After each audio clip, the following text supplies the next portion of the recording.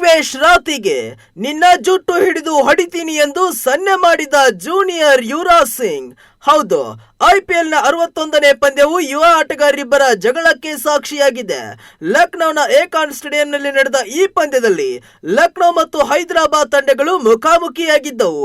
ಈ ಪಂದ್ಯದಲ್ಲಿ SRS ತಂಡದ ಆರಂಭಿಕ ಆಟಗಾರ ಅಭಿಷೇಕ್ ಶರ್ಮಾ ಅವರನ್ನ ಔಟ್ ಮಾಡಿದ ಬಳಿಕ LSG ಸ್ಪಿನ್ನರ್ ದಿಗ್ವೇಶ್ ರಾತಿ ನಿನ್ನಿಂದ ಆಗಲ್ಲ, ಹೋಯ್ತಾ ಇರು ಎಂದು ಕೈ ಸನ್ನೆ ಮಾಡಿದ್ರು.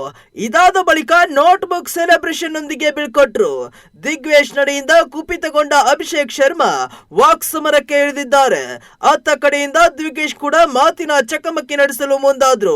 ಇಬ್ಬರ ನಡುವಿನ ಜಗಳವು ತಾರಕ್ಕೇರುತ್ತಿದ್ದಂತೆ ಅಂಪೈರ್ ಹಾಗೂ ಸಹ ಆಟಗಾರರು ಮಧ್ಯ ಪ್ರವೇಶಿಸಿದ್ರು. ಇದಾಗಿಯೂ ಕೋಪ ತನ್ನಗಾಗದ ಅಭಿಷೇಕ್ ಶರ್ಮಾ ನಿನ್ನ ಜುಟ್ಟು ಹಿಡಿದು ಹೊಡಿತೀನಿ ಎಂದು ವಾರ್ನಿಂಗ್ ನೀಡುವ ಮೂಲಕ ಮೈದಾನದಿಂದ ಹೊರನಡೆದ್ರು. ಇದೀಗ ಈ ವಿಡಿಯೋ ಸೋಷಿಯಲ್ ಮೀಡಿಯಾದಲ್ಲಿ ಭಾರಿ ವೈರಲ್ ಆಗುತ್ತಿದೆ.